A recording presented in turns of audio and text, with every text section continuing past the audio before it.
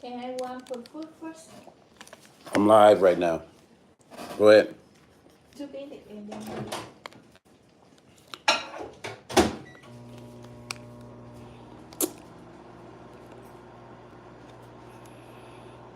Wait for you guys to get in this room. I usually don't go live this early, but that fight's got me kind of like, let me go live, you guys.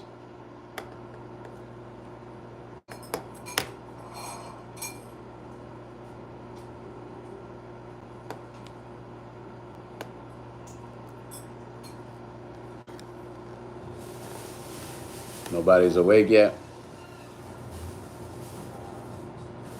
It's a Saturday. You guys still sleep?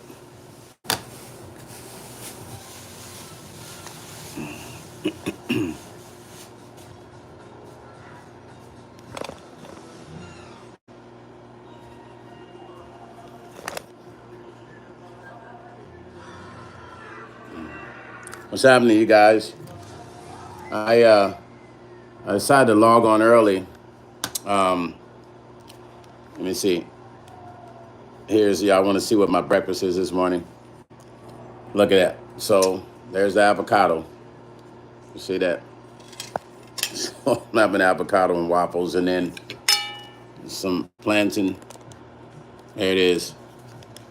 See that? That's my breakfast, you guys. You guys want to know my secret? At 54 years old, what my secret is, how I keep myself fresh, looking fresh, man. So, I mean, what do you guys think about that Jake Paul fight last night, man, and Tyson? I don't know, man. I love Tyson. I know Tyson. Tyson is a great guy. What's happening? Sean, what's the word?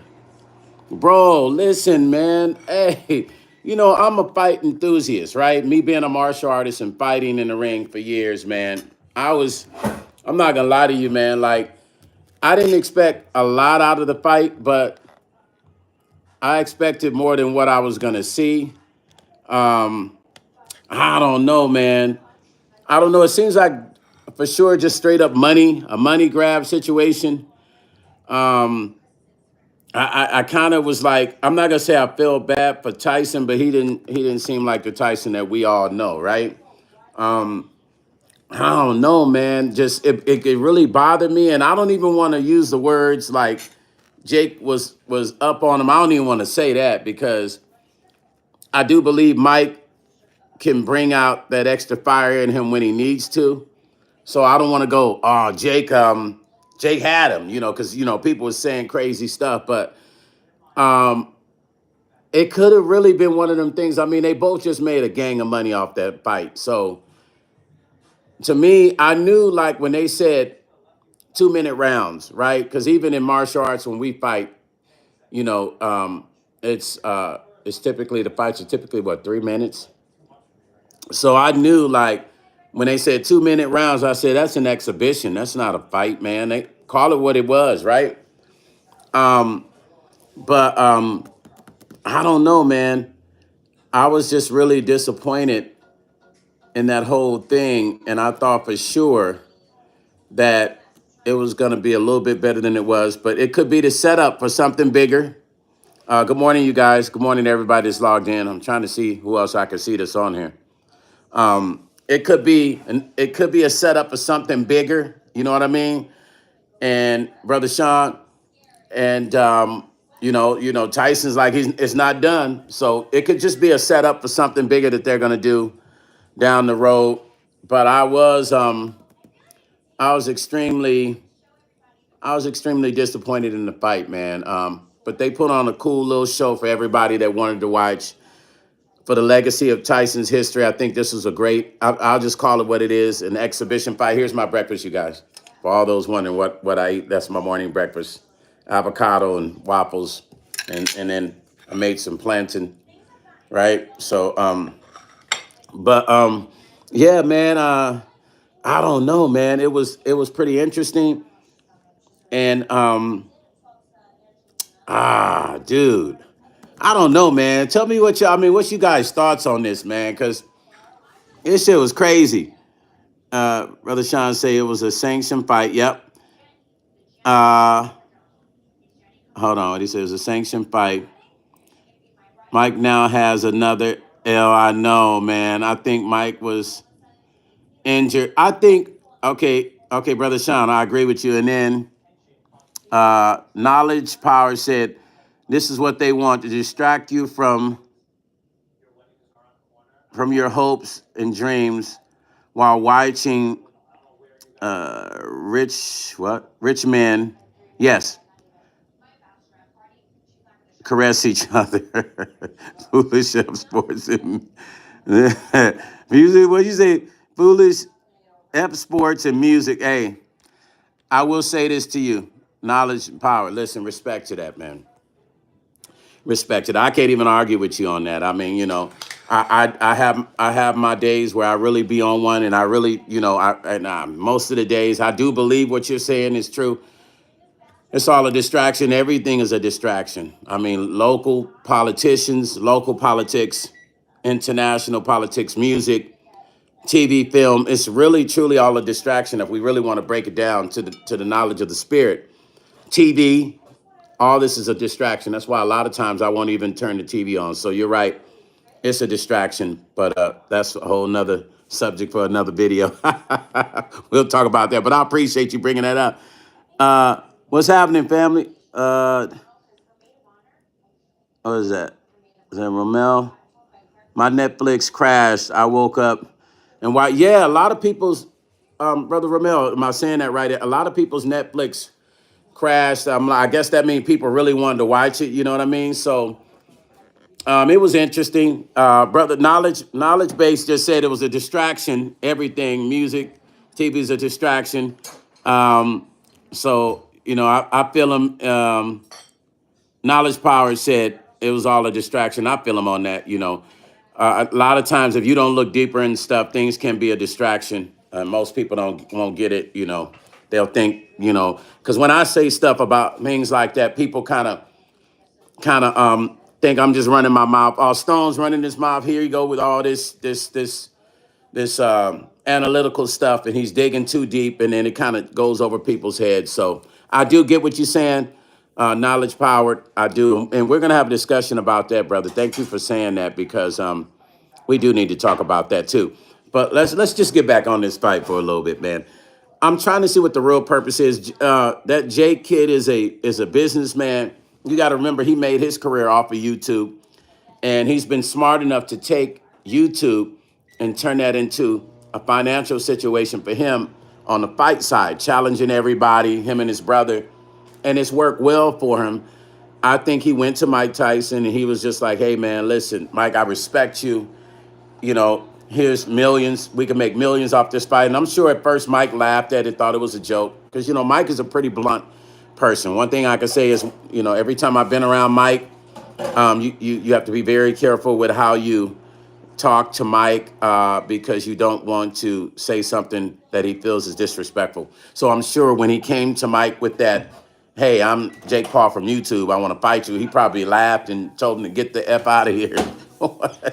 Right. But it happened. You know what I mean? It was postponed and it happened. I don't want to say Mike really didn't look like himself. He seemed to be a bit off balance, but he is in his 50s. I'm 54. Mike is Knowledge Power said, much love, growth, and success to you, Stone Paxton. Knowledge Power, thank you, family. And I always appreciate you too, brother, for always keeping it 100% solid. I appreciate that. And you and I need to go live sometime because we need to talk on the subject of some of the things that I know you and I would just totally get down on, brother. And we need to go live together and share some of this knowledge, man, of knowledge in this generation that needs that knowledge to understand how to keep going spiritually and the distractions. Because you said something deep this morning, the distractions. And that's a topic that always crosses my mind, but I've never truly had a conversation about it, which I think that'll be something to talk about. So you and I, it'll be good if I could pull you in on a live and we go back and forth on the distractions, the many, and we can do a timeline of it, and we can talk about the history of the distractions and then what happened after those distractions that we didn't necessarily see at that moment. Brother Sean said, They didn't show Mike as when his son was interviewing with him. They didn't show Mike's ass when his son was. Did his son? His son was interviewing him. What did his son say? Because I didn't even see that. I didn't see that. Did his son say something like something that like would be intriguing, something that I should know? Because I'm now you got me curious. Maybe I need to go back and watch the recaps of his interview with his son. What was said in that conversation with his son? Was his son worried about him fighting or what? You know what I mean? I'm just curious about that, man. Once again, you guys, this is my breakfast, plantain. I need to eat it too while it's like hot and right. And then I got the avocado and and just some freaking y'all know what that is, man. Just keep it simple, you guys. I'm trying to keep my weight down at in my 50s and keep it right and continue. Look, I don't drink, I don't smoke. If I do drink, I drink every once in a blue moon, which is like maybe holidays, maybe special events. Oh, listen, also, you guys, what's up to everybody that's logged in? Say hello, man. Say what's up. Say where you guys are from. I got a few other people in here that haven't said anything. I know you guys are not used to me coming in so early, but I am in this early, you guys, and I know you're not used to me coming in early like that, but I'm in here with my little trusty breakfast. Listen, I'm doing some amazing things with Miss Angie Stone, the legendary Angie Stone. Brother Sean said, "Oh man, his son was in the locker room and he kissed on him. Hold on, I want to make sure I said it. He was in the locker room. He kissed on him. He kissed on his forehead, and when he walked off the camera, they showed what, bro? They showed Mike, or they showed his son. What? Dilio, what's happening with you, brother? Good morning. Good morning, brother Dilio. How you doing, family? Atlanta. ATL in the house. ATL in the house. Yeah. Bro, what was that about, man? Was that a mistake with the cameras? Or what? They just catch him on camera by mistake, or that's just kind of weird, man. That's really weird that happened. Hold on, let me try to clean this camera up here a little bit, y'all. Hold on. I think I don't know. What am I cleaning? Am I cleaning here? There we go. Sorry. So, yeah, what the hell was that about? So, well, Delio, a lot of people ain't gonna have a Netflix gig after this. Yo, okay, so Delio, tell me your thoughts on that. Like, because did they was that Netflix that made that mistake? And you would think like, because even in real time, because I know TV and film, there's ways to block that stuff in real time. But I'm sure Mike is finding out about it now, and he's probably infuriated. But then again, Mike is kind of like, whatever. But the network is going to be pissed. You're right. If they made a mistake, and I can't even believe they filmed that shit. That shit popped up on national TV. Maybe they did that shit on purpose for ratings. You never really know with these networks, man. So Delio says, hold on. He said, so it ultimately fell on the guy on the video switcher. Yeah, I think it was a mistake. Dude, can you believe him waking up this morning going, hey, man, you're fired, bro. That's, yeah. Hey, Billy. Hey, man, this is it for you, man. Yeah, man, you're done, Sean, yeah, damn. If they're going to do that, man, they should have. Well, I ain't going to say that the camera guy, because it's not his fault that he had the camera pointed in that direction. He got fired while working. Are you serious, bro?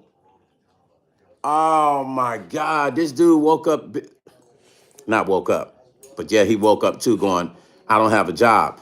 They fired him on the spot. Damn, man. But if you think about it, okay, the protocol for switching from camera to camera, they're usually talking to each other in the ear, right? Okay, Delio say they didn't have to tell him, hey, Delio, Hey, hey, Dilly, hold up. Do you think he just walked out, Dilly, or when he switched it? Do you think he was like, "Oh shit, you know what? See you, fellas." Hold on. I work in AV. I know how it goes. Yeah, I had a lot of experience with TV. I've been doing it since back in the day with the school I went to. I was, my school was a school of music and film and TV back in the '80s. So that's when we were using all the old Avid shit before there was Final Cut and all that shit. So yeah, I'm I'm very familiar with it, but I didn't even pay. I didn't even see that shit. Nah, he did. He didn't walk out. But he knew he was bro.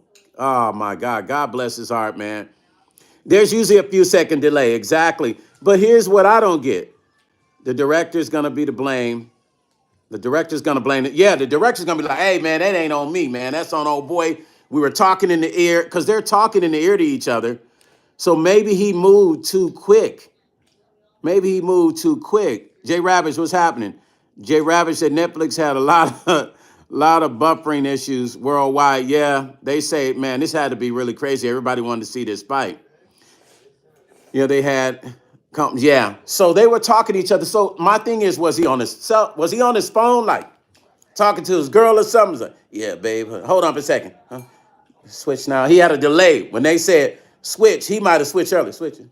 He just pressed that shit, right? They didn't say on 3, 2, 1. He just said, oh shit, 3, 2, 1. I missed it.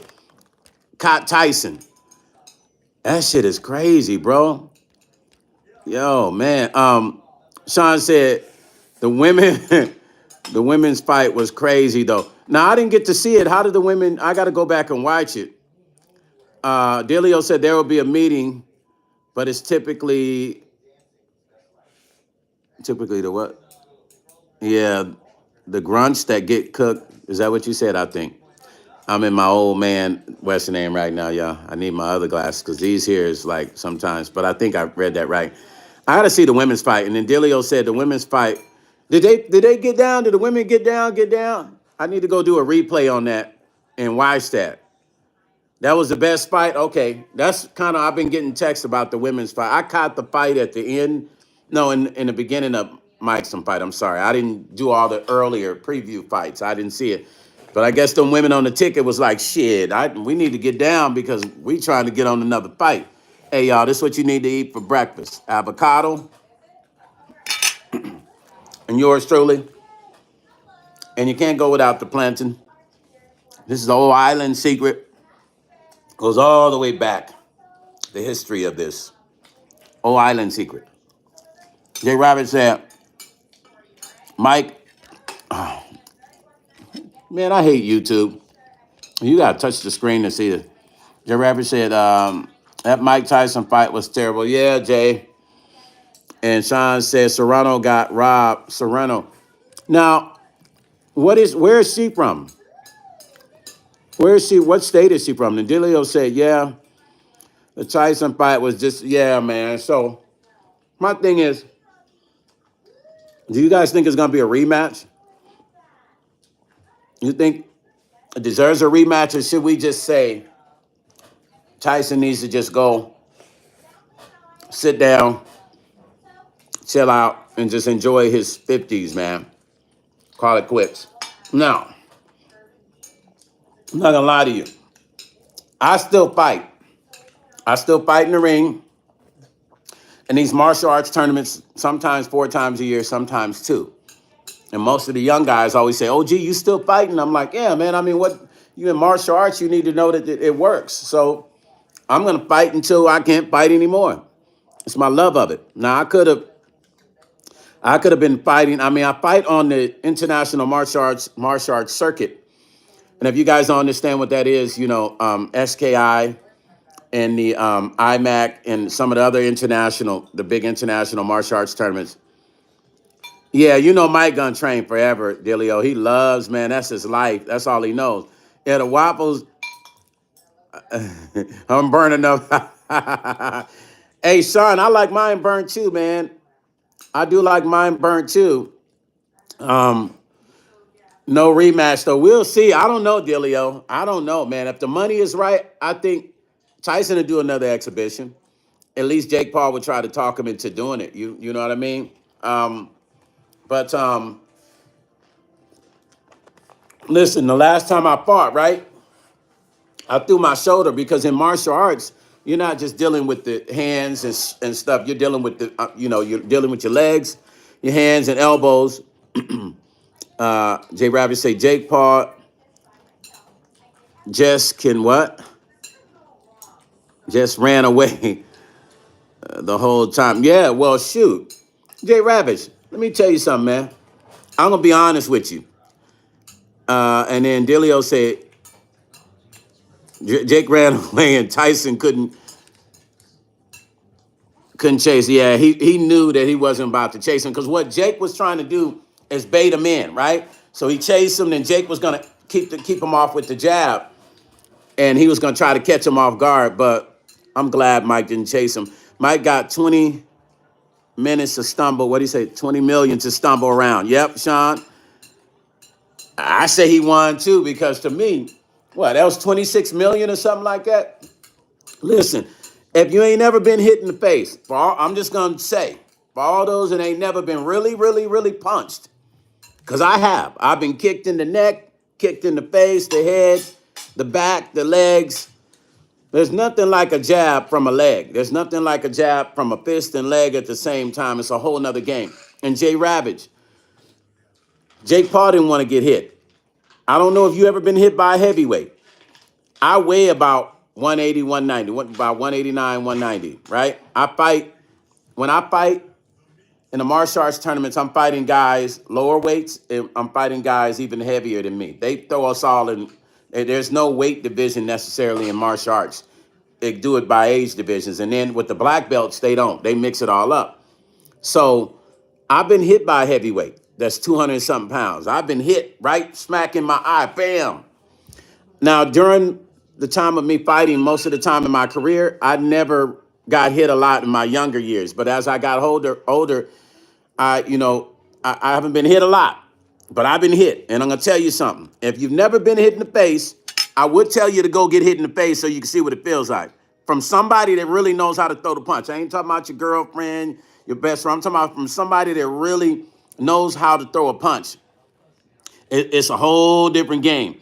Delio say, what's the significance of weight in a fight? They do it for to make it a fair, competitive fairness. But to me, I'm going to be honest with you. Here's my thoughts. To me, a fight is a fight. It's like, do the bigger guy have an advantage? He does with power, but the smaller guy has an advantage in speed.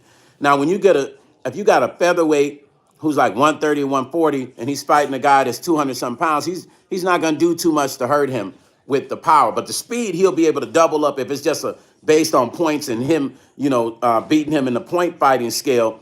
He's probably going to definitely come out on top. But as far as power and really hurting him, he's not going to do anything. But if that heavyweight hit that 130, 140, he's going to hurt him, right? So this is why if a guy is like 180, 190, and he fights a guy at 220, it's not, if he hit him, usually the guy that's 189, 190 has still got speed and power. So when he hits the guy, that heavyweight's going to feel it because not only does dude have the speed, he's got the power too. So the significance in the weight was always to make it like fair, with the weight divisions and sanction weight divisions in fighting. And it's all these laws that they passed to sanction them because there were so many complaints. If we go all the way back from like the 50s with boxing to now, it was always like sanctioned. It needs to be fair. You got to have a lightweight division. And this is how it's broken down in middleweight and then heavyweight. And this is why a fighter will always, if they want to fight, like for instance, when Jake Paul fought Floyd, or was it Jake's brother? And even when Floyd fought, if you think about all the fights, I've been knowing Floyd for years. Floyd used to have to go down sometimes in his weight division to fight another fighter or go up. He would have to either lose weight or he'd have to gain weight. And that's part of the game. Now, if you're not used to walking around as a heavyweight and then they tell me I got to gain 20 pounds to fight Mike, and I'm not used to carrying that 20 pounds, I got to get used to even knowing how to carry that extra 20 pounds because I was never fighting in that weight division. So it's going to be a little different for me. You know what I mean? So And the same thing going down. When you go down in weight, it's even worse because now you're dealing with your body being shocked to dropping that weight to try to fight somebody. And you reach the weight, but now you're like, damn, I done lost a little bit of my heavyweight power, but I got the speed, but I don't feel right. So they sanction those weight divisions for for to try to make it fair, number one, and to balance out the ecosystem of boxing instead of throwing everybody in there and getting demolished by a heavyweight. But like I said, I've been hit by some heavyweights, man. Sean said for 15 minutes, 20 million, bro. Would you have gotten in the ring with Tyson? I mean, I'll be honest with you, I would have, and I would have just. I mean, I've been around Tyson, and every time, Tyson be like, throw a punch, Stone. I'll be like, yeah. Mr. Mike, I'm cool. Oh, come on, I'm like, cause in my mind, I'm like, man, Tyson might get excited or something, make a mistake and hit me. So I usually be like, nah, no, I'm cool, Mr. Mike, I'm good. And he said, no, he's playing around here, air box, and I just be like, all right. But when you've been hit by a heavyweight, uh, it's a whole difference, man. When you get hit in general by anybody that knows how to punch, the game is different. Jay Rabbit say, yeah, you're right. It must be a challenge going up against someone who is bigger than you in size. Now, Jay Rabbit, hey, Dilio, golden hit. Jay Rabbit, let me tell you something. Let's take boxing out of the equation, right? Let's say it's just a general fight, right? And let's say a street fighter, a guy that just he been fighting on the streets all his life. That guy knows how to throw a punch, man. And if you don't know offense or defense, so if he throws a punch and let's say your offense is good and you block. If your defense is not good, then what? You're not going to know how to react. You might have reacted from moving out of the way or blocking the punch, but you're not going to know how to react on your defense side because you're not trained to do that, right? But when that dude hits you, Sean said my ex was a heavyweight. Yeah, listen, Sean, it's no joke. It's no joke. J Rabbit 11, yeah, I would do it for 20 million. J Rabbit, no, the hell you wouldn't. You weigh every bit of 10. How much you weigh, Jay? You got to be at least 120. You got it. I've known you a long time. I think you at the most, you're probably 130. J Rabbit, at least 130 pounds. Bro, Tyson will blow at you. You gonna fall in that ring. Come on, man. Quit playing with me, boy. Why you messing with me, Jay Rabbit? Why you messing with me, family? Delio said, I played football. Those head shocks are no Delio. Tell him, man. That's another one. Football. Being hit in football is no joke. Being hit in football is just like and they're just not finding out. Think about all the research they're doing that they're starting to see why a lot of these players are having problems in their older years from football and being hit in football, and they're having these issues later on in their life, and some of them are having issues even the high school football players. So that's the equivalent of being punched, because you're constantly getting hit with elbows, you're getting knocked down, you're getting piled upon. So those hits from football are devastating, bro. Like, I don't even know. They actually need to sanction football a little bit more. You know what I'm saying? They need to sanction it. You all up in my camera. They need to sanction it a little bit more, the football, because I feel sorry for those players. Delio said, yeah, you're right. That will destroy. Yeah, Delio, no more football, fam. Come on, stick with the music. But then again, I can say that about me because I still fight. I still fight through the years. I mean, people have been telling me, Stone, just focus on your music, stop fighting. But I love it. I've been fighting since I was a kid. So, I mean, I love it, man. Like, that's my music and martial arts has been my passion. I was high school. You didn't play in college, Dilio? Yeah, I'm glad you stopped that, man, because we wouldn't have Dilio right now. I think fighting can keep you. Yeah. Now, I will be honest with you.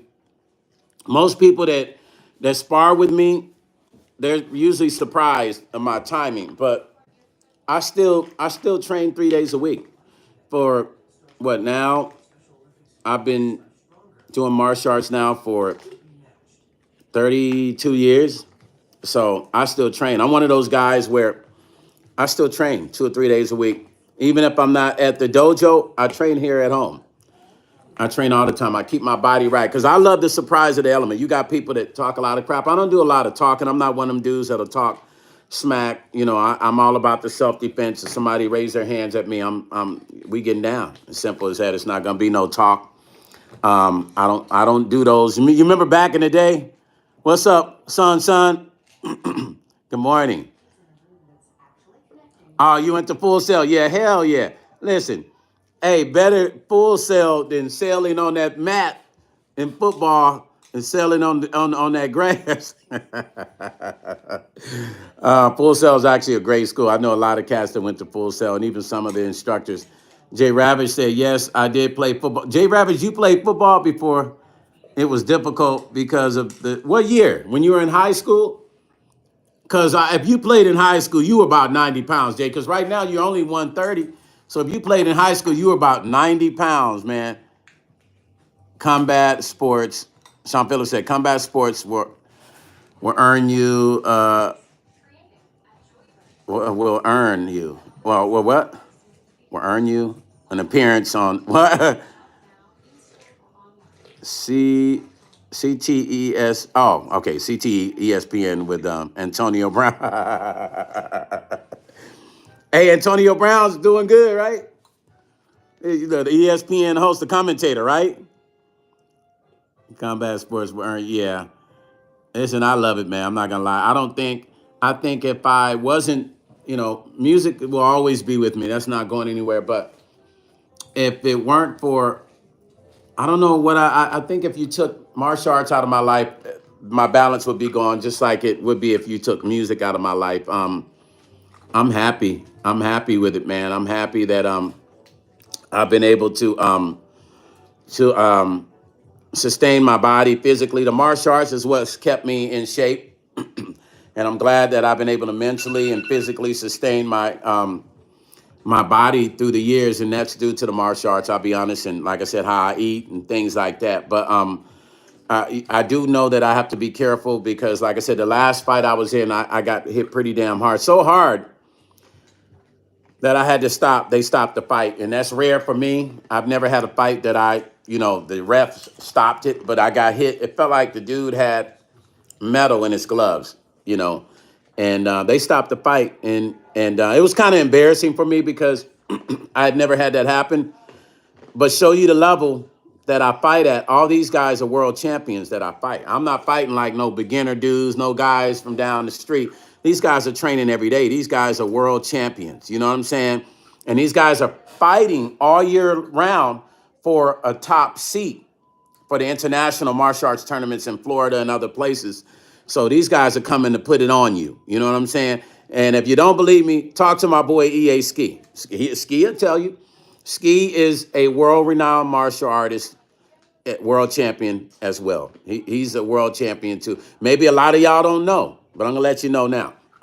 EA Ski is he holds a world championship just like I do. I got 4. EA Ski got a lot too. He's one of the top seed fighters in martial arts back in the 90s. He was out there on the circuit, like getting down. And the weird part is, at that time, I was on the East Coast. I wasn't on the West Coast because Ski and I would have ended up fighting. I didn't come on the West Coast until probably the maybe middle, late 90s, or him and I would have actually ended up, because we would have been in the same division. We're the same age. And Ski is about the business. I know that Ski would have been a great competitor, and he would have been a very tough competitor had him and I fought in tournaments together, because he's freaking incredible, man. Ski is incredible. So if you don't believe me about what I'm saying about the fight circuit, Delio said I didn't know that. Yeah, Delio. Yeah, EA is. He doesn't tell anybody because he's humble. I don't really tell anybody, but this Tyson fight made me bring it up. But Ski is deadly, bro. He's no joke. He is really, really no joke, man. And I give him high regards and high respect. And all the guys that him and I deal with, all the guys in the game, are all top tier martial artists. And we sat on the phone, me, EA Ski, and another martial artist. I just went blank on his name, but these guys were holding it down. They were the guys that you were scared to fight back in the day. Ski was one of them dudes. Like, you knew if you was gonna fight EA Ski, it wasn't gonna be easy. You feel what I'm saying? So, but Ski will tell you everything I'm saying is real. Like, in martial arts, people say, well, what's the difference between a black belt and a white belt? Timing. And you train so long, your timing of how you hit a person right when you go off that line, you hit a person so quick, you hit them before they know they're hit. It's all timing. Because you train so much, your timing, you'll hit a person, they don't even know they got hit. So the timing is everything in martial arts. You know what I'm saying? The timing is everything, and preciseness, and training enough to where your punches are defined to where when you hit somebody, it counts. I'm sitting there not even eating. Well, when you hit them, it counts, right? So this is my breakfast, y'all. Plantain, avocado, and you guys' favorite, but it's not burnt. Like Sean likes it. Sean likes it burnt. But yeah, you guys. So this fight, Sean Phillips say, yeah, Ski looks like he could beat the soul out of someone. Let me tell you something. It's always those people you least expect that could put it on you. Now I'm not into bragging, but I hold my own pretty good. Ski holds his own pretty damn good. And he's definitely somebody you wouldn't want to go one-on-one with. Now, let me just say that much. You wouldn't be like, all right, Ski, come on.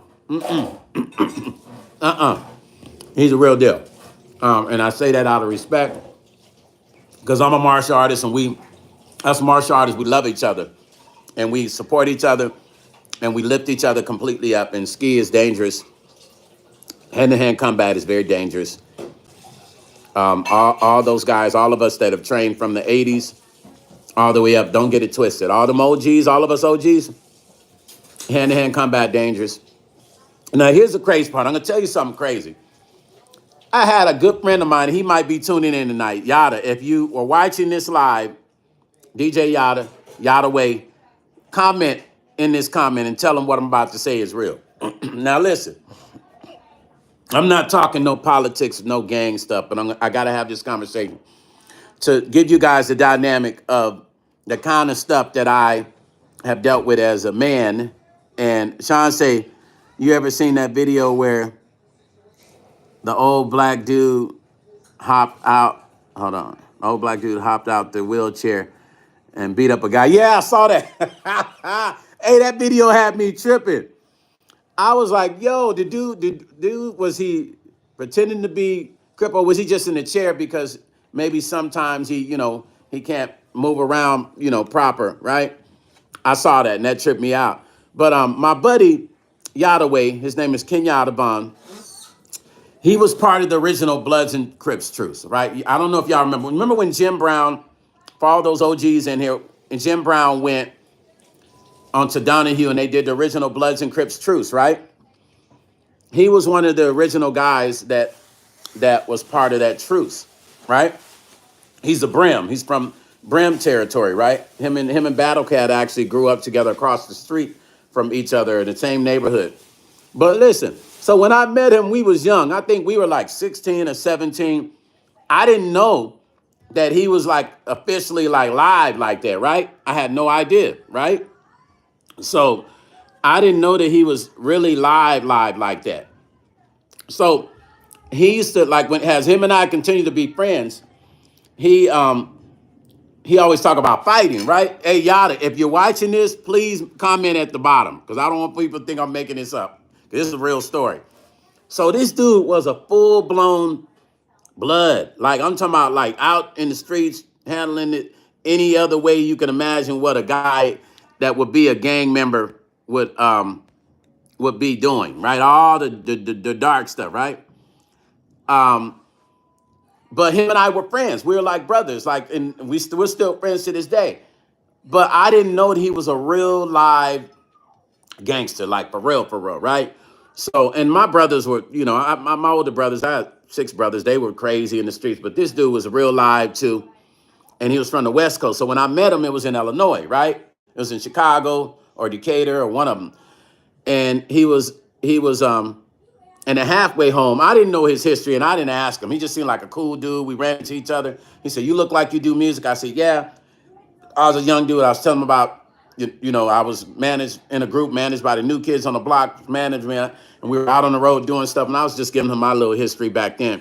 But he was a gangbanger, man, and I didn't know, nothing about it. But him and I used to spar, man, and this dude was quick, right? And he was like, back then, I was like maybe 90 pounds, maybe 110, and he was the size I am now. He was like 180, 189, all muscle, solid, just that LA stocky, just like the brothers from Watts, all the brothers that just be all working out all the time. He was locked in, right? So I used to fight this dude. We used to fight. He'll tell you, y'all, if like I said, if you pop in on this live, comment and let him know I ain't making this up. We used to fight all the time, him and I constantly, because he was like, "Yeah, let's spar, let's fight." But we'd be fighting, we go full out. I mean, he'd sweep me off my feet, I'd hit my head. I mean, we throw real punches, me, him, and my cousin Junior, because my cousin Junior was 6'9". So that's what we would do. Like even my stepsons, when I was training my stepsons growing up, when they were 4 years old, 4, 5, and 6, we would go to martial arts class, and after class, they would come home, and I would train them another 3 hours outside in the backyard. That's how obsessed I was with martial arts, like I was with music. The same way I was doing music, I was doing martial arts, the same energy, the same way in fighting and tournaments. But to get back to the story about Kenyatta, we used to fight all the time. And I never knew this guy was a real official gang dude, like, really like, real blood, like no made up stuff. And all those years, then I started finding out his history, not from him, but from other people I would run into in LA when I moved to the West Coast. Because when he got out there, he was locked up in prison, and I didn't know what it was about, right? But he was, like I said, I met him when he was in a halfway house, and we were young then, right? So I told him, "Hey, I'm moving out on the West Coast because I'm going out there because I'll be writing and producing these publishing deals after I finish school and transferring school." And he said, "All right, I live in Cali, so I'll meet you out there." So we reconnected. I didn't know his history, but every time I would mention, because he was doing a lot of work with like Yab Yum, and his cousin used to run. She was one of the ladies that was under running a lot of the major artists and Yab Yum artists getting signed. So he was in the mix. He was like in the mix with a lot of heavyweight stuff back then. And we used to fight. Even when he come to Vegas, we continued how we used to fight. Then I ran into this one dude, man, and I was just talking about cats from LA. I said, "Yeah, my boy is from LA. His name is, Kenyatta." He said, "Kenyatta." He said, "Wait a minute." He said, and I didn't know much about LA gang stuff. So he said to me, "Is he a brim?" I didn't know what that shit meant. I was like, yeah, I think he wears brims sometimes, right? Hey, listen, that's how naive I was. When he said brim, I was like, "Yeah, I think he wears brims sometimes." He said, "No, cuz, no, I'm saying, is he a brim?" And I was like, "What's that?" And he was like, "Is he from this territory?" I said, "I don't know." He said, "Because I think I know him." I said, "Oh, well, his name is Kenyatta." He said, "Nah, yeah, I know that name, but he goes by a whole different name." I say, "Well, I don't know, bro." I said, "I just know he's like my brother, like my really close friend. His name is Kenyatta Bond." He said, and he called his boy or something like that. And he said, "Hey, man, hey, what's Kenyatta? You know Kenyatta," or something like that. He's saying to the dude on the phone. He said, yeah, he from Brims. He said, yeah. And he's talking to him. I could tell the conversation they was having. He said, "Yeah, he's a Brim. Yeah, he's a Brim there. That his brother name is such and such." And he said, he got off the phone. He said to me, he said, "Yeah, man, we talking about the same person." He said, "Yeah, man, that dude is official." He said, "Man, he the real, that's y'all be sparring and stuff." I said, "Oh, no, we, do martial arts and stuff together." He said, "Man, he dangerous, man. That's a real official street dude." I said, like official, like how he said, man, he a real gangbanger, right? Why you walk all up in my camera, man? You walk all up in my camera. People just crashing my walking through my camera. You can walk that other way. Listen. So I said, Sonya funny. So I said, what? And he said, yeah, man, he's official. So it kind of scared me a little bit because the way he said it, this guy, I don't know if he was a blood or crip, but the way he said it, he was like, yeah, man, he the real deal, man. Like almost like I need to be careful. So I end up talking to Yada. I said, hey, man, I talked to this dude, man. He said something about you being a brim. He started laughing at me. He said, who told you that? I said, this dude that I ran into, and I was just telling them that I work with different people from LA, and I mentioned your name and stuff, right? And stay out of my doggone camera, man. I mentioned what the hell? I mentioned uh your name, and he told me that you was a brim. I said, man, you a gang member? He started laughing at me. He was just cracking up the whole time. He said, man, he said, yeah, man, that's like my past. I grew up as a Muslim, no, but I got caught up, and my older brother was doing this, and next thing you know, I'm full blown, brim. I'm blood, man. I say, so what do you be doing? So I'm asking questions like I'm interviewing him, like, so what do you? I mean, because my brothers was folks in vice lords back in Chicago, so it's not like I was dumb about the gang life because I grew up watching it, but I didn't know anything about the West Coast Bloods and Crips stuff. I didn't know anything about that. Meanwhile, this guy was a full blown heavyweight in the game, like for real, for real. Like matter of fact, him and I just did that song with Ice Cube. It's me, him, Cube, and his son, 704 Caprice, 714 Caprice. The single will be dropping soon. But he's a real deal. And it just shows you how the universe can put two different people together. And I was like, man, the whole time I'm fighting this dude, he's a real live blood. It could have went any way when we were younger, because you know how men are. When one guy is getting the most of another one, it can turn into still stuff, and it never happened. And to this day, him and I are still really good friends. We're still really good friends to this day. Hold on. Sonya said, laughing out loud, Delio. Yeah, listen, this guy was a real deal, man. So we're still friends, man. I mean, we're still friends. And I've been privy to deal with those situations. I've dealt with a lot of gang members in my life. They have a lot of respect for me because I respect them. But at the same time, they have a lot of respect too because they see me roll by myself. I never have a whole bunch of dudes with me.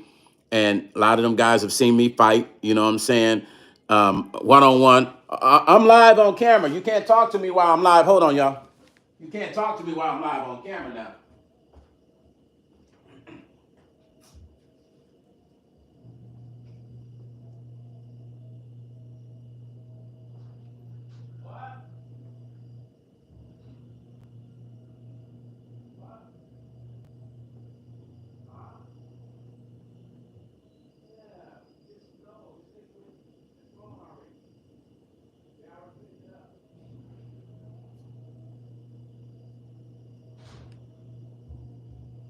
Hey, why people want to crash my camera? Why people want to crash me while I'm on camera, y'all? That shit is so uncool. I'm sorry, you guys. They walk through my camera. That's why I can't film them when people around me. They'll walk through my camera. Oh, hey, thank you, family, for subbing. Thank you, family. Thank you for the sub, brother. I really appreciate you. Mac, thank you, fam. So listen, all my life, I've been privy to be around some incredible cats from the streets, man, who have a high level of respect for me. I deal with the whole West Coast movement because I've been producing West Coast music before West Coast music was even West Coast music. No joke, no bullshit. Out here on the West Coast in Vegas, all the records that I produced on the artists that I put out in the 90s are considered legendary records from the West Coast. No joke. They're collectors. The cats from Germany still order records from me in bulk. They will not buy anything if it was from 2000 and on, they won't buy it, the G-Funk. They only buy everything that's under the year 2000. That's how long I've been producing West Coast stuff. Before there was a Death Row, I was producing it. So that's why when I did that Mila J record, everybody thought my boy Battle Cat did it, because that sound, I've been producing that sound for years. And so Battle Cat did the vocoder on it, but everybody thought he produced it. So for a whole year, I never spoke about me producing it. And then I spoke about me producing it because the sound of that record was so West Coast, and they automatically thought Battle Cat produced it. And like I said on previous videos, Rockwilder, was me, Rufus Black, and Rockwilder, West Coast. You ever produce for Spice One or King T? Now, here's the interesting part. Spice One used to come to my house all the time. We would start on records. I got some records on Spice somewhere, because Spice stopped by my studio and we did some stuff a long time ago somewhere in my catalog. We never put it out. We never got finished. We never really did a whole bunch of work, but there's a record I got somewhere with Spice. King T, we talked about doing stuff. We never did anything, but all the West Coast cats. Corrupt, I did records on Corrupt. D-Shot, 40. As a matter of fact, man, I'm going to tell y'all a story, man. And I just had this conversation with Corrupt not too long ago. Y'all remember when Death Row was having that situation where it was a beef going on when Snoop had left, and there was the Dog Pound, and then there was the Death Row and the Dog Pound were still tight in alliance, and then Snoop had went his own direction. And there was just a lot of crazy shit happening at that time. So I'm going to tell y'all something crazy, man. Like at that time, I had a recording studio in my home, just like I do now. But I lived in the north side of Las Vegas. And I built out this beautiful studio. If I showed y'all the pictures, you'd be like, oh my God, it had 3 rooms. So D-Shot has stayed at my house for the weekend. Yeah, classic group. D-Shot has stayed at my house for the weekend. And I'm not going to get too deep into the story, but I'm going to say something. As soon as I say it, you guys going to understand the dynamic of it. It was crazy. So D-Shot was at my studio. So D-Shot was actually engineering the session. So Badass came into my studio earlier to write his lyrics because I was doing a track on Badass. So Badass was like, hey, Stone, I'm going to go outside and smoke me one, you know, and I'm going to write my lyrics, and then I'm going to come back in and I'm going to be ready. I said, all right, Badass. So everybody else was out by the pool, my swimming pool, and my boy Dice, rest in peace, they were out by the pool, and Corrupt hadn't showed up yet. And so every time people would come to my studio, I'd make them sign my door. Like, sign the door, man. And they signed the door off all the celebrities that would come through, all the rappers. So Badass, meanwhile, he's outside of the side of my house. There's a door that led out the studio, and he's out there sitting out there writing his lyrics, smoking in one. And Corrupt comes in the studio, and I say, Corrupt, sign my door. Corrupt signs the door, but he sees a name on the door he didn't like. I'm just gonna say it like that. I'm gonna say that just for YouTube, because I respect Corrupt, and he might not want me to share too much of this story. And I love Corrupt. So Corrupt saw a name on the door. And if you know what was going on at that time, I don't need to go too deep in this story. Go back and research that time period when the Dog Pound and the separation of the Dog Pound and Snoop and that crazy stuff was going on with Death Row. Corrupt saw a name on my door, and he did this. And he said, cuz, don't let nobody be signing your door. I was like, because I didn't know what was going on at that time. I'm a producer. I don't get caught up in I'm friends with everybody, right? So I say, Corrupt. I was like, everybody signed my door. He said, yeah, but don't let nobody put their name on you. I was like, okay. I said, but he here. He said, what? I said, yeah, he's here to record. He said, he here right now? Well, let's just say I, at that moment, realized that I had put myself in a situation. Mr. Fantastic, what's happening, family? I don't know what you left, but whatever message it wasn't good, because they didn't leave it, fam. So if you ain't leaving a positive message, YouTube ain't gonna let you leave it. Mac said, have you met any East Coast MCs like Big Daddy Kane and is that What? Finesse, Big Daddy Kane, Lord Finesse.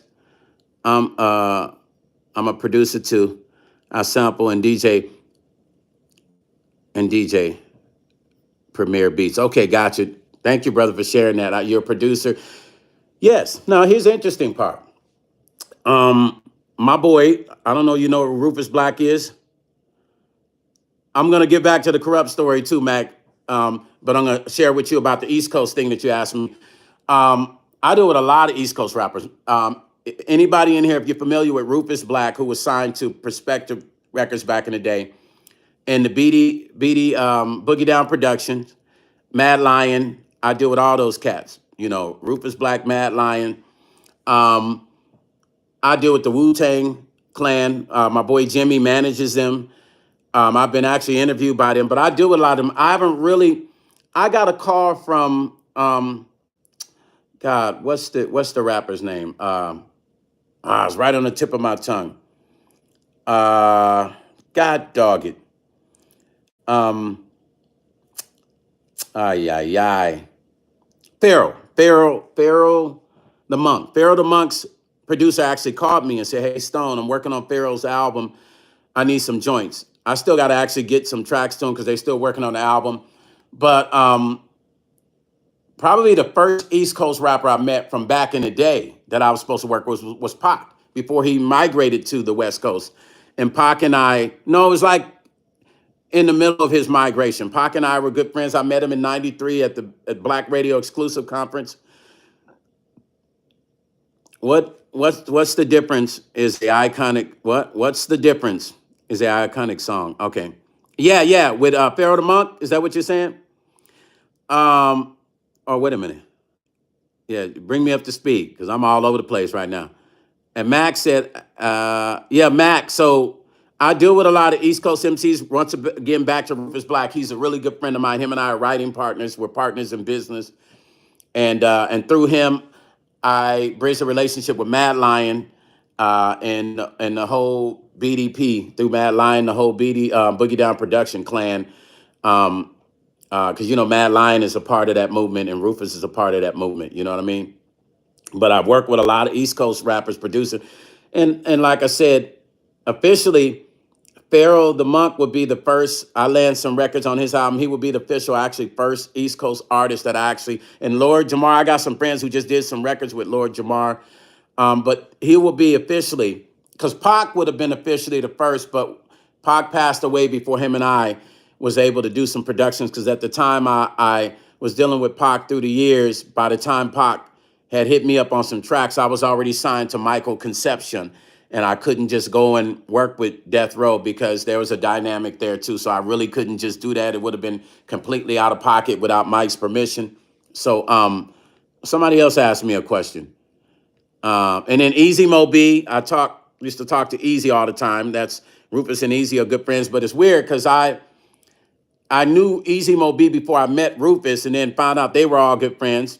Oh, wait a minute. So if you say East Coast, I did a couple of joints for Salt and Pepper, then I did a solo project for Salt that hasn't come out. I did a couple of joints for Salt and Pepper's album that hasn't come out. So officially, Salt and Pepper would be the first East Coast rappers that I've done some stuff on their project that hasn't come out yet. The next episode is the next episode is iconic. So look, corrupt man. Let me tell you something. Let me tell you what's going on with all my West Coast brothers, man. It's beautiful right now, man. Battle Cat, Corrupt, Snoop, everybody is really deep into the Bible now, man. And I don't think that this is shocking, but my fellas are into the Bible, man. That we talk about God, we share scriptures, and when you live that life, it's kind of like you don't need to live that life no more. You've already lived it, right? So it's beautiful to see, to be on the phone with Corrupt. Corrupt has always been, when I first met Corrupt, man, Corrupt has always been just a laid back, smooth cat, man. He has not changed. Snoop, I met Snoop back in Vegas. I don't know if you guys know, but there was this. I'm gonna show you something that's about to blow y'all mind. No joke. Like, cause I gotta show you this because it's connected to the story I'm about to tell you. Let me grab it real quick.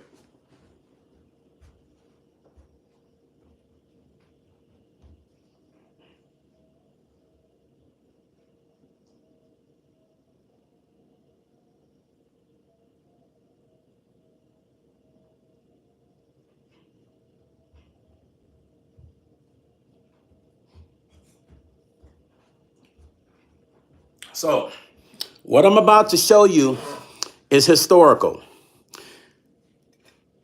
When I first met Snoop, oh no, wait a minute. No, because I met Snoop before then, because I met Snoop when Pac got signed to Death Row. I met Snoop at that period of time, right? But I'm going to tell you a story. So when I met Corrupt, it had no connection with Snoop, right?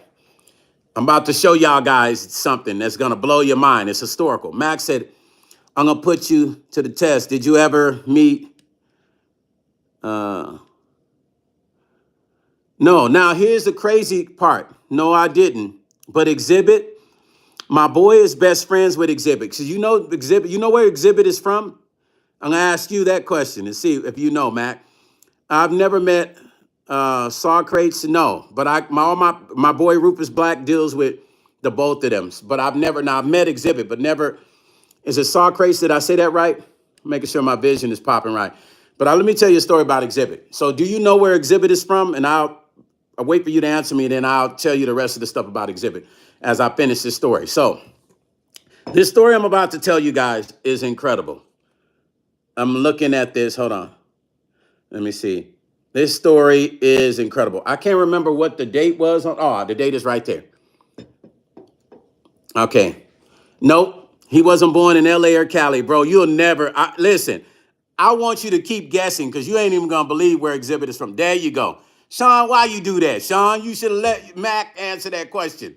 Exhibit is from New Mexico. So Exhibit is best friends with a good friend of mine.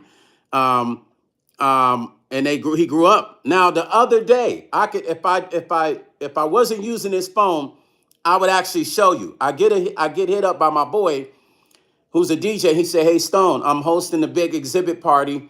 I got some passes for you. Come hang out." And I was like, "Damn, perfect. I get to chop it up with Exhibit." But I was so busy in the studio. This is just last week. Yeah, last week, not even long ago, maybe 3 or 4 days ago. I didn't go. Right. So literally, when I tell you I deal with everybody from R&B to hip hop to rock, most people come right here to my house. And if they don't come here to my house, I'm hanging with them when they come to town. This is no cap, right? It is what it is, right? But let me go back into this story. So how many rap awards do you guys think it was? Y'all answering kind of slow. So it takes me a minute to answer you back because y'all answer me kind of slow. But how many rap awards do you think it's been? Official rap awards. No. What was the first rap awards? And do you know if there was ever a first rap awards? And don't go looking it up. Just straight up answer it straight up right out because it might not even be online. Was there ever a first rap awards ever? And if it was, when was it? Because I'm about to tell y'all some stuff to blow y'all mind too about that. Then I'm going to show you proof of what I'm saying that is not, none of it what I'm saying is made up. Because it was a magical night, man. Let me see if anybody answered that yet. Y'all slow with the answers, man. Anyway, let me get into it. So that was a rap award, and I had already met Snoop before, but this is when I actually was able to chop it up with Snoop. It was the first annual rap awards, you guys. It was in Las Vegas.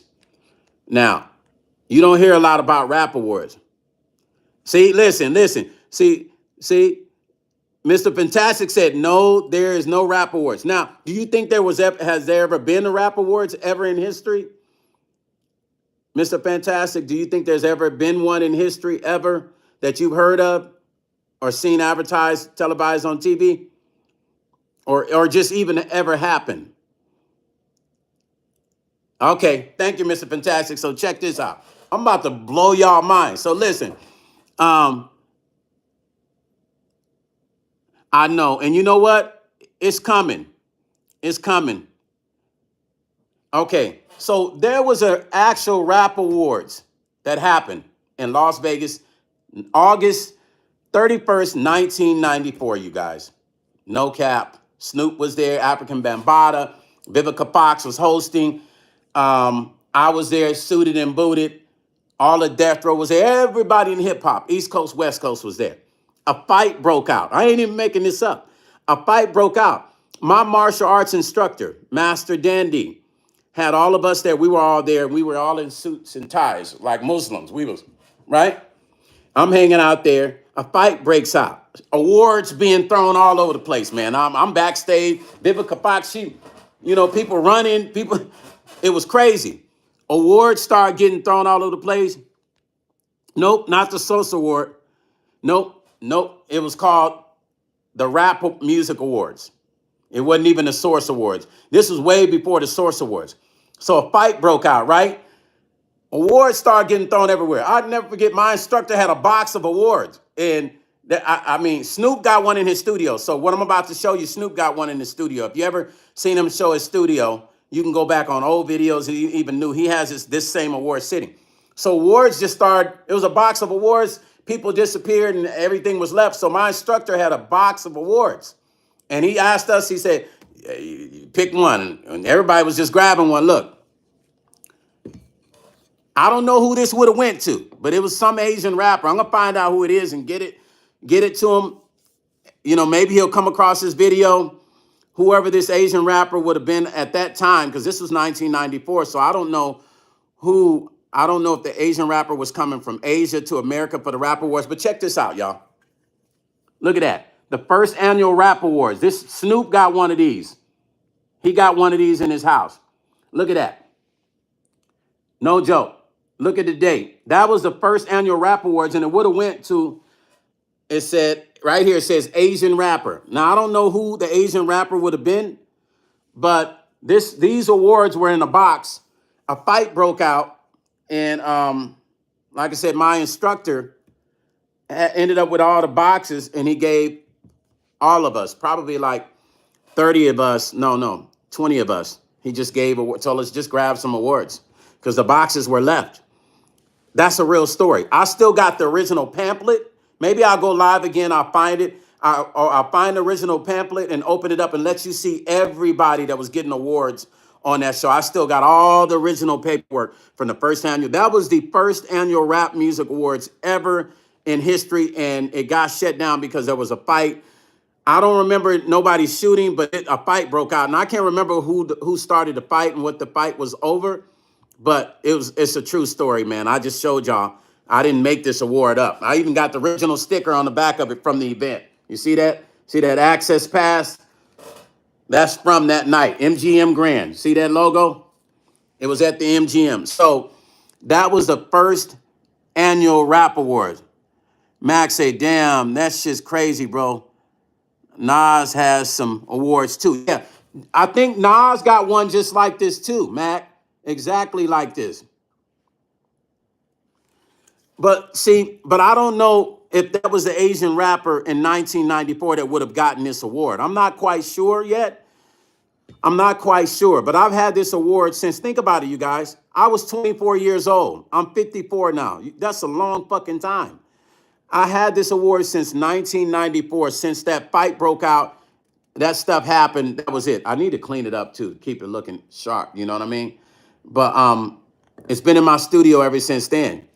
Once again, let me show it to you guys. First annual Rap Awards. I was there. This award is not mine, but it would have went to some Asian rapper. So you know what? Then I'm gonna reach out to him. I'm gonna have probably Mad Lion reach out to him and have a conversation with him and see if he was there at that history. Sonia, yeah. See, that's what I'm saying. See, people think the stories that I be telling be so incredible. It's hard for people to believe that these stories are true because I have so many incredible stories, just like me originally meeting Pac at the Black Radio Exclusive Conference, and Biggie was there, and Craig Mack was there, and everybody in hip hop was there in Washington, D.C. in 1993. It was the Black Radio Exclusive Music Conference, and that's back then when there was a music conference, all of us artists used to go and we would perform our new material for various reasons. For like, there would be wholesalers there, buyers there that would be, interested in buying the new records, and you would perform. There'd be music conferences. Puppy had a rest in peace, Craig Mack. Yo, Mac, let me tell you a story. So at that conference in 1993, it was at the Hilton in Washington, D.C. This is when Jermaine Dupri had just signed Escape. Escape was there. what's that group? Marcus Houston was in. God, I can't remember that. There's three little dudes, man. Marcus Houston was in the group. It's on the tip of my tongue. Anyway, Biggie was there. Craig Mack was there. Puffy was there. All the East Coast artists was there. Heavy D was there. Salt and Pep was there. Run DMC was there. As a matter of fact, on the elevator, what's the DJ that passed away? Rest in peace. I don't know why I'm having this brain fart in the morning, but shit. Damn, it's right on the tip of my tongue. Immature, yeah, Immature was there. They was there. This is how, and they were little. Clark Kent was there. DMC. So listen, so I'm in the elevator with DMC and no, not DMC, because the DJ. What was the DJ? The DJ wasn't DMC. I was in there with not Ron. It was DMC and the DJ that passed away in the studio. Anyway, the DJ was making fun of my hair. And I'm going to show y'all what I look like. I know I keep running downstairs to get stuff, but I got to do this because it's hilarious. This is what I looked like back then. Hold on. Let me grab it.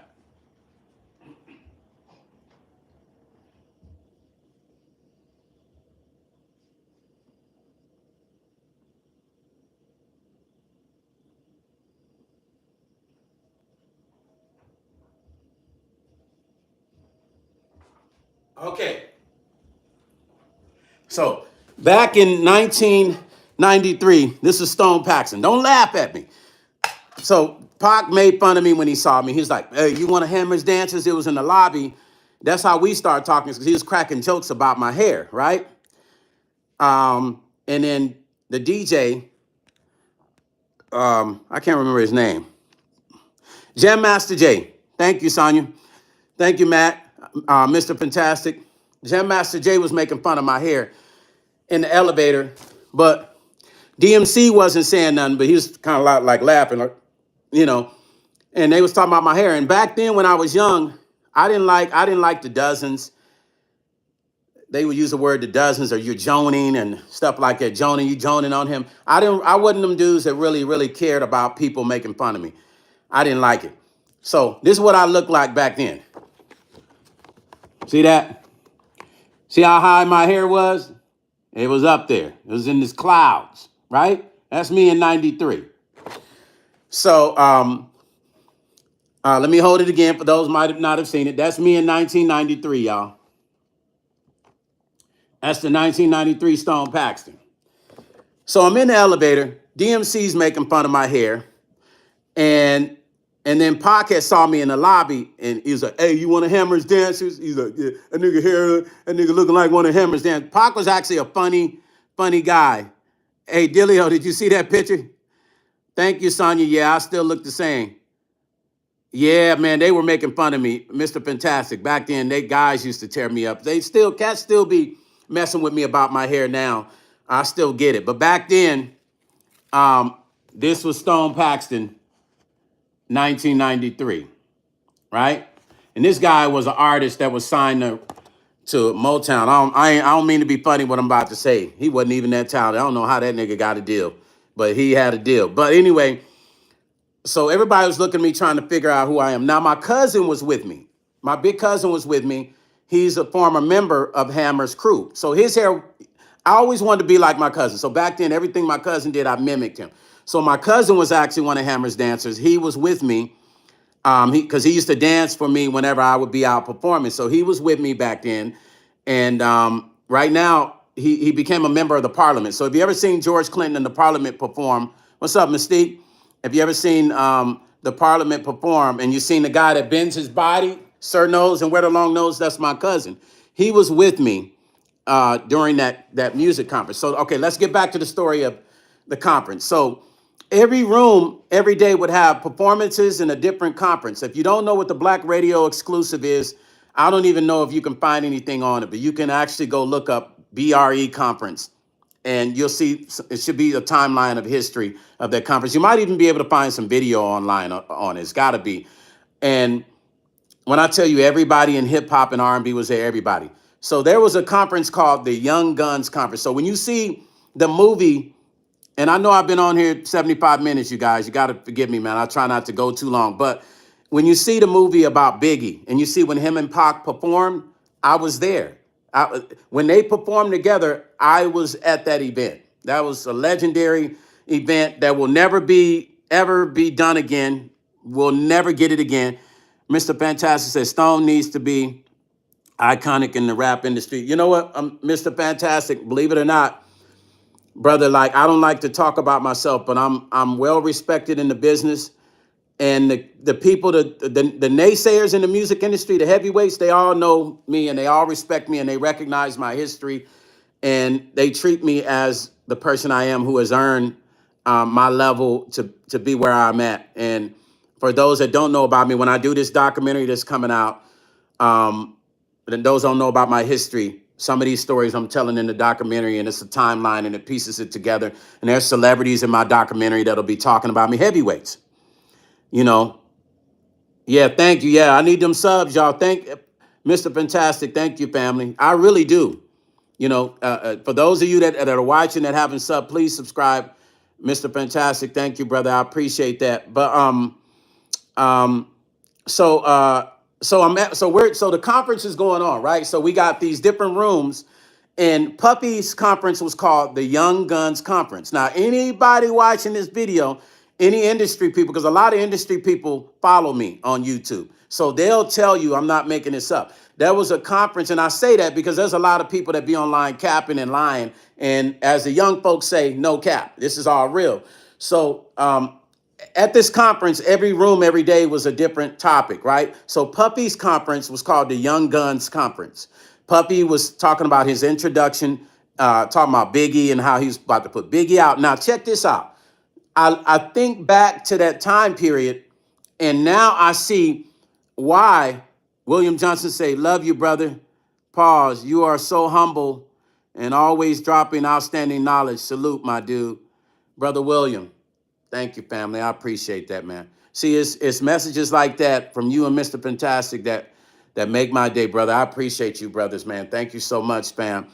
So to get back to this conference, so I go into the room. Babyface is sitting behind me in a bright green screen jacket. I ain't making this up. Like, he had this damn jacket on for 3 days, by the way. Every time I saw Babyface, he had this jacket on. Now, I knew in my head, I say, well, damn, he must be working on an album or something, because I know how I get. When I'm in my mojo and I'm coming up with these great songs, whatever I'm wearing, I might shower, but I might put it back on because I feel like that's my lucky clothes when I'm creating these records, right?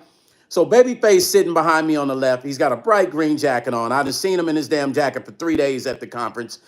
Fab from Milli Vanilli is sitting right behind me because I kept turning around and saying, hey, that's the dude from Milli Vanilli. Him and I became really good friends.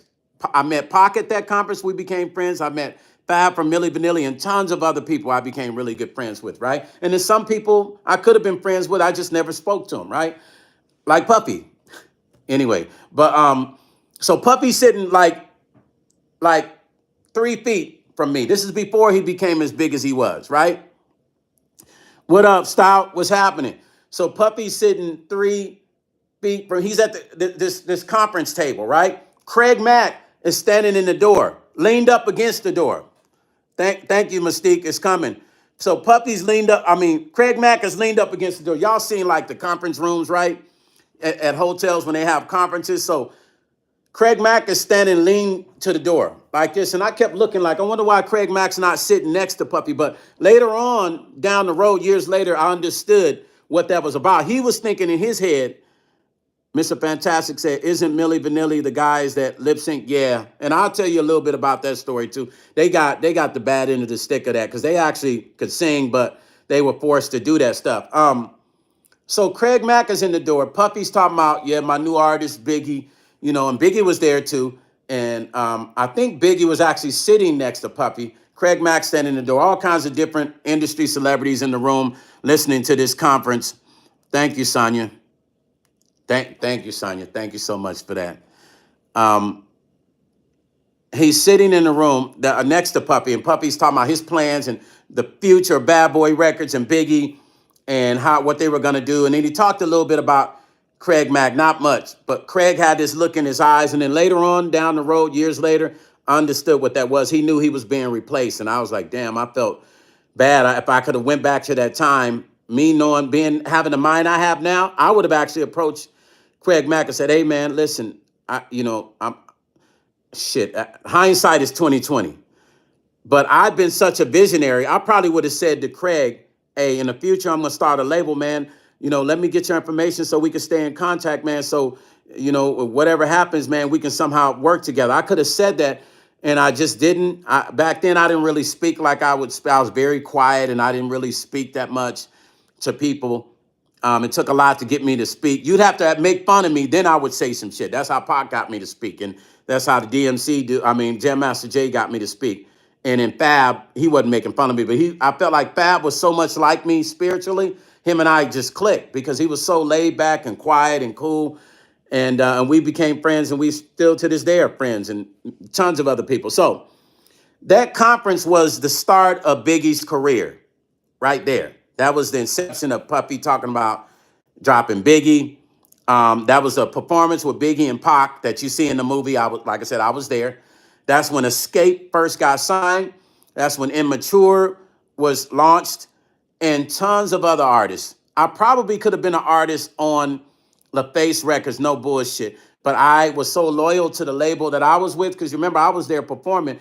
I could have chopped it. I was in the elevator with Babyface 2 days in a row. I didn't say nothing to him. I told him that story later on when I ran into him years later, and I mentioned the bright green jacket, and he laughed. He remembered it. But I could have been signed to his label, but I was loyal to the label I was with, and I'm still loyal like it, so I just never spoke to him. That was the history of a lot of artists' careers that day at the Black Radio Exclusive Conference. Max said, Pac was smart as fuck. It's dope as fuck that you got to experience all of that back in the day. Love you, dog. You keep up the grind. Thank you, Mac. I appreciate you, family. Thank you, brother. Yeah, it's so much history I have, fam, that I'm trying to save it for this documentary, but sometimes I get online and I share little bit by little bit by little bit. I've been fortunate. I tell you, man, my life has been beautiful. Even through the tough times, I'm still thankful. Styles said, bro, you created your own path, and you still have it. You still have a legend in my. You still are a legend in my eyes. You still have a legend in my eyes, bro.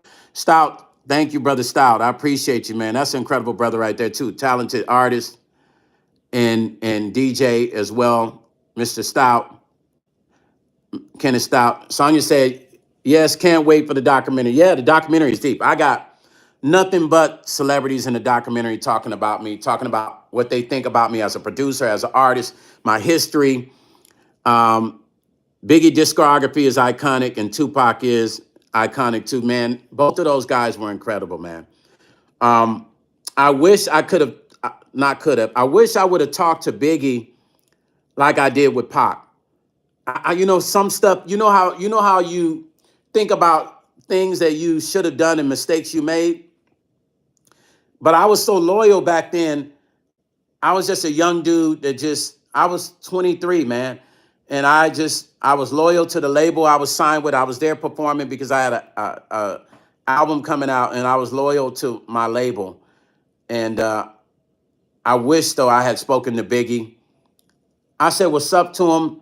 This is when he was nobody. Nobody knew Biggie then. But I could have created a friendship with Biggie. I could have probably got tracks on Biggie's album. I mean, me and Pac created a relationship, and Pac talked about using me, but I was signed to Mike Conception. So when the time came for him to get tracks from me, I was at death row and got in trouble for actually being at death row once my boss found out I was there. So when Pac migrated to Cali, but I could have had tracks on a lot of people, but I was just so quiet spoken that I just never, and I didn't want to disrespect the label I was signed to. But man, I got some stories, man, that are just, man, I'm telling you, like, my life story is continuous in the music industry because I have so many experiences at a young age being in this business. And I'm going to, eventually unfold it. The documentary will have everything in there. And it's going to be amazing. Listen, I've kept you guys online a long time, man. I don't want to keep you any longer. This was random this morning. I said, let me get on and babble. Cambodian Mystique said, you are behind a lot of people's careers and success. Much respect and blessings. Absolutely.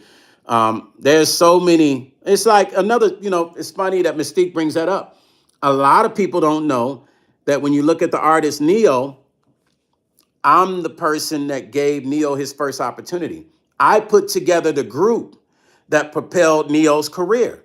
I put Neo in a group called Envy here in Las Vegas. That was my group. I put the group together. I had Neo. I had the artist Corey Clark, the whole Paula Abdul scandal, the artist from American Idol that slept with Paula Abdul. I had him at a young age, him and Neo.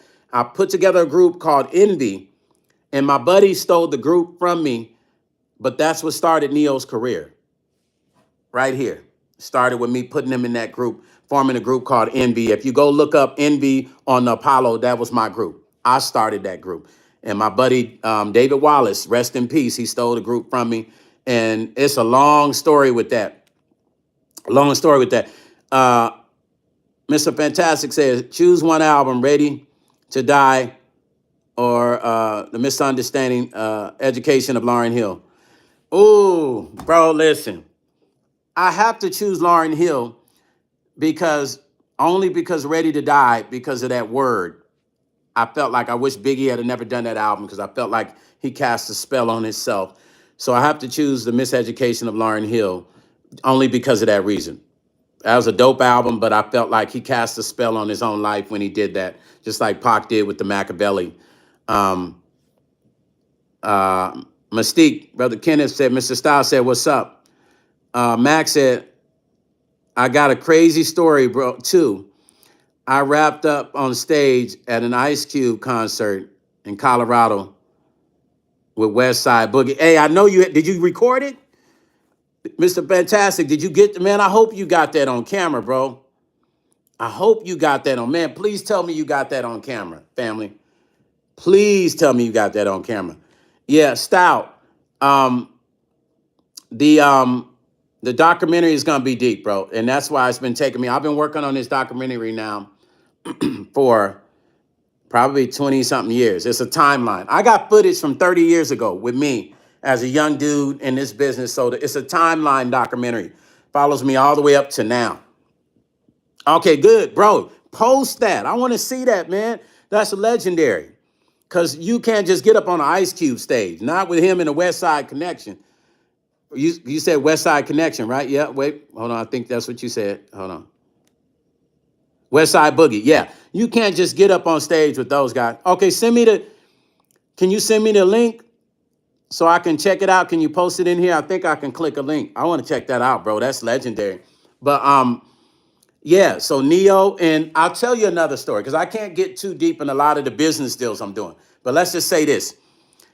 I want you guys to go and support the new Angie Stone Christmas single, as well as my Christmas single, Coming Home for Christmas.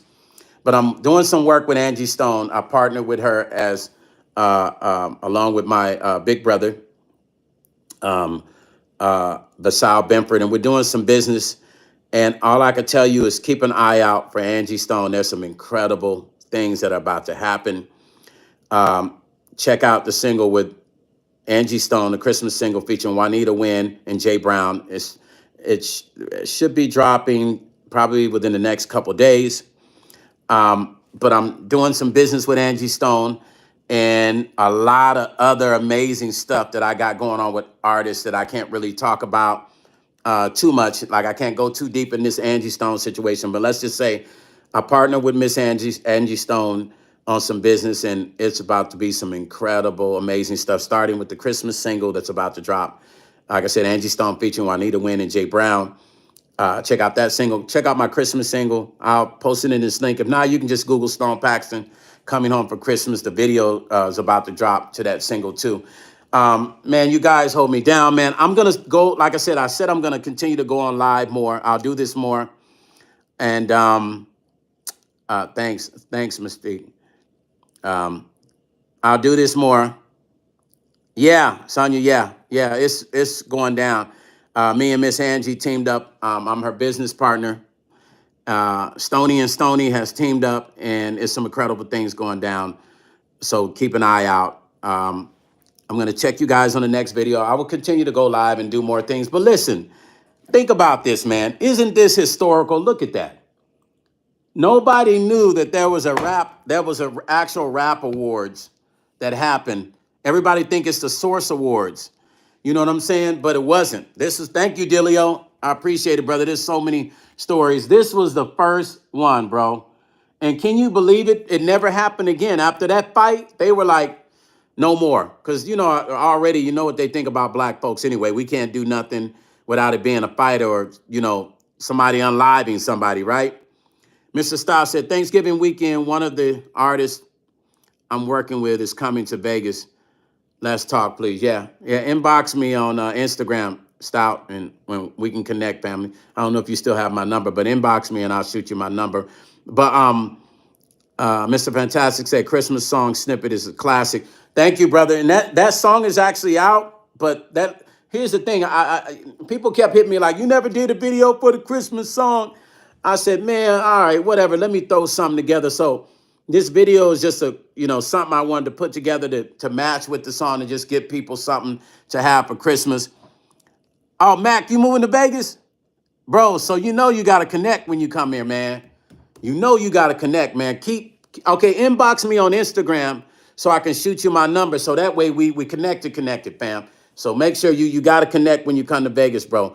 Because, everybody in Vegas know me. Anybody that's doing anything important or trying to make moves in Vegas, they all know me. You feel what I'm saying?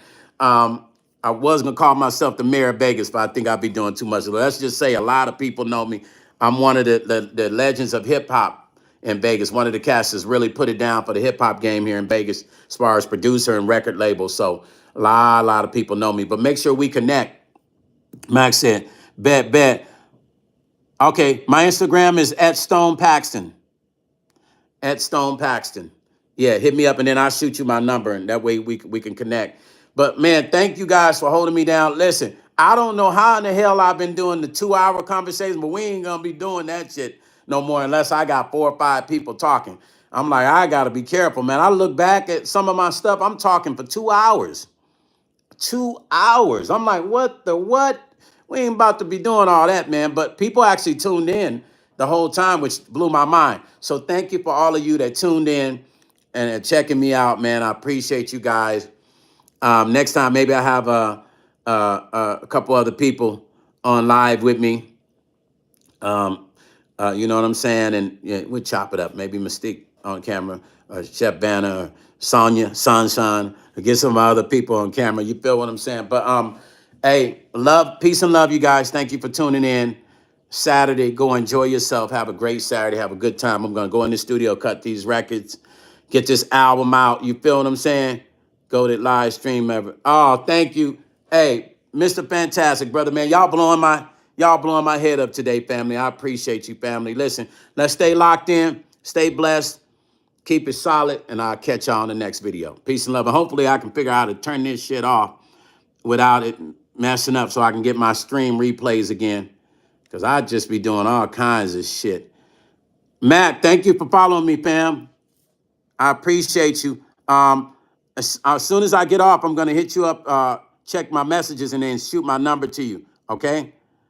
Thank you, fam. So let me figure this shit out. Here we go.